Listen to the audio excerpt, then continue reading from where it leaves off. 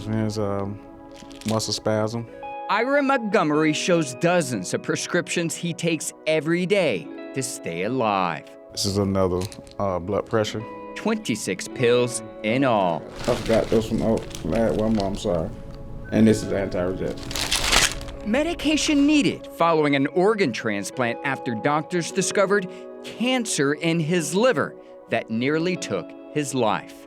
15 pills in the morning, 16 pills at night, every day, 7 days a week. So this is your life? Yeah, my new life.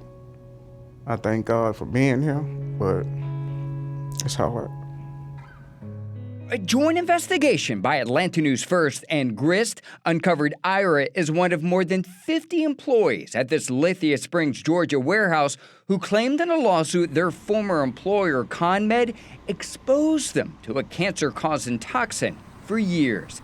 Many of them now suffering from severe illness. At least 4 have died. So me and my wife, we sat down and we looked at each other and said, baby, they are now pausing all of you guys.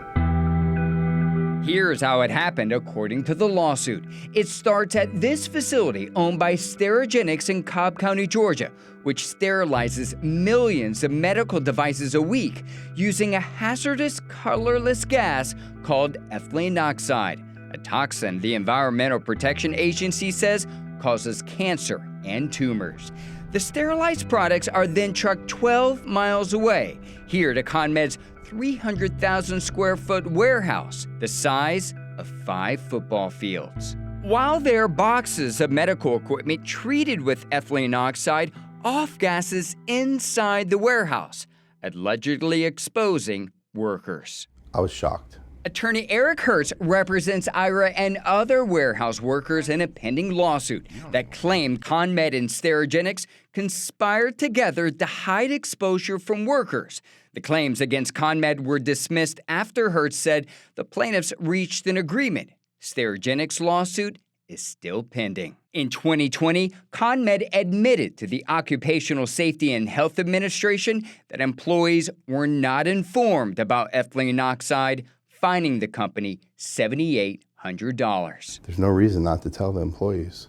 There's no reason not to give them protection devices. Handheld monitors used by Ira and other ConMed workers show ethylene oxide levels inside the warehouse so high, it set off alarms.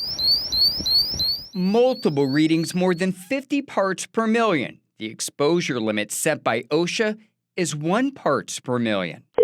This is 911. What's the address of the emergency? It's ConMed Corporation. There's an employee. I'm not sure if he's having a seizure or a heart attack. According to county dispatch records, EMS responded to the warehouse at least 22 times since 2016. We just used to have people that come in there and just fall out.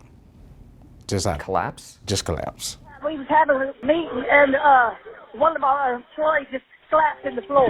The warehouse is where the material that gets sterilized goes to.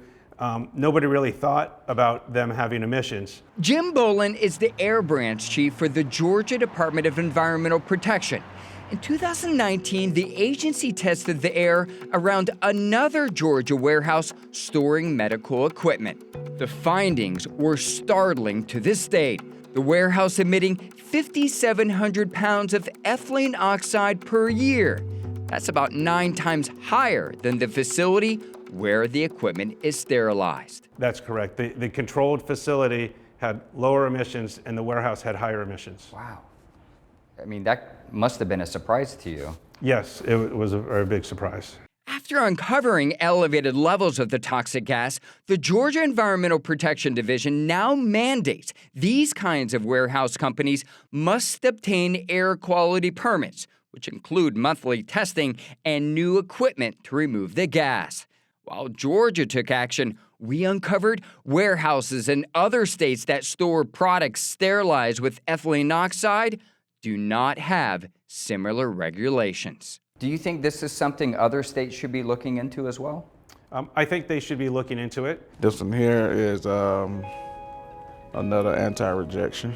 An industry using a dangerous chemical, accused of exposing workers to an invisible threat for years. I gave you 13 years. a professional work.